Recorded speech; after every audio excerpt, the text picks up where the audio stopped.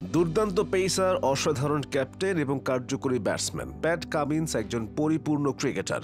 Cummins এমন একজন cricketer যিনি বলে কয়ে প্রতিপক্ষের ভেতর আতঙ্ক সৃষ্টি করেন। ফাইনালে আপনাদের লক্ষ্য কি? খেলায় বিপুল সংখ্যক সমর্থকদের চুপ করিয়ে দেওয়ার চেয়ে সন্তুষ্টির আর কিছুই হতে পারে না। আমাদের আগামীকালের লক্ষ্য এটাই। 2023 বিশ্বকাপ ফাইনালের আগে সংবাদ সম্মেলনে এ কথাই বলেছিলেন অধিনায়ক কামিন্স।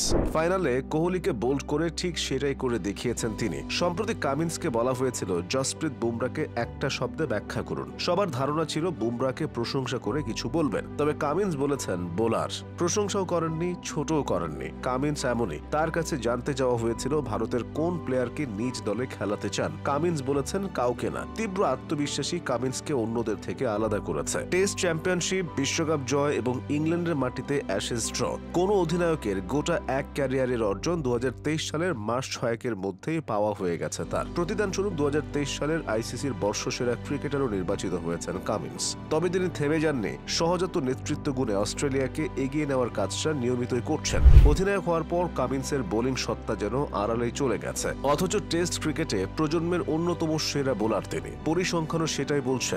লাল বলের খেলায় 64 ম্যাচে প্রায় 23 গড়ে 350 উইকেট পেয়েছেন। উইকেট প্রতি তিনি মাত্র 47টি বল খরচ করেন। যে কোনো বোলারের জন্য এটা স্বপ্নের মতো। 2011 সালে টেস্ট ক্রিকেটে পা রাখা কামিন্সের ব্যাগি গ্রিন ক্যাপ দেখলেই বোঝা যায় সময়ের সঙ্গে সঙ্গে নিজেকে কতটা শানিত করেছেন তিনি। ক্যাপের সামনের কিনারা ইতিমধ্যেই ছিঁড়ে গেছে, তার উপরে লোগোতে পড়েছে ধূসর ছাপ। কিন্তু বোলিংয়ে ধার একটুও কমেনি, বরং বেড়েছে কয়েক গুণ। তুখর গতির সাথে রিভার্স সুইং আর দুর্দান্ত সব বাউন্সার ব্যাটারদের কাছে কামিন্স এক আতঙ্কের নাম। তবে কামিন্সের উঠে আসাটা 8-10 জন ক্রিকেটারের থেকে ব্যতিক্রম। বহু আগে আন্তর্জাতিক ক্রিকেটে পা রাখলেও লম্বা একটা সময় চোটের সঙ্গে লড়াই করেছেন কামিন্স, যে কারণে তরুণ বয়সে খুব বেশি গতির ঝলকানি দেখাতে পারেননি। কিন্তু তাতে কি, সময় সুযোগ মতো ঠিকই নিজেকে মেলে ধরেছেন, সেটা হোক বোলিংয়ে হোক অধিনায়কত্বে। অবশ্য কামিন্সের অধিনায়ক হওয়াটাই ছিল বড় এক বিস্ময়। কেলেঙ্কারিতে টিম পেইনের বিদায়, অ্যারন ফিঞ্চের অবসর নিয়ে ফেলা, সবকিছু মিলিয়ে আর কোনো বিকল্প না পেয়ে অধিনায়ক করা হয়েছিল তাকে।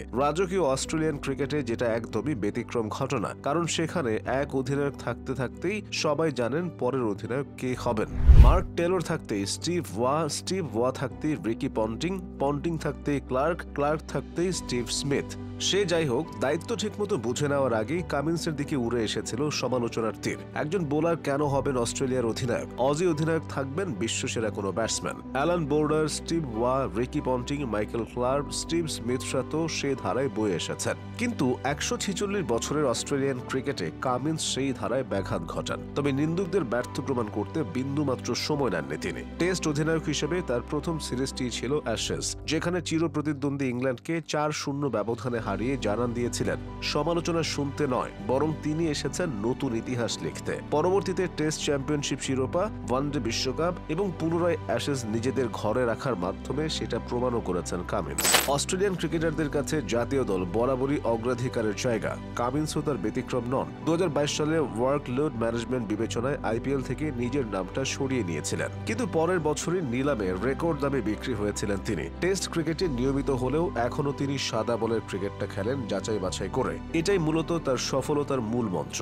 মনে রাখার জন্য প্যাট কামিন্স ইতিমধ্যেই অনেক কিছুই করে ফেলেছেন। নিজেকে আরো কত উঁচুতে নিয়ে যান সেটা এখন দেখার বিষয়।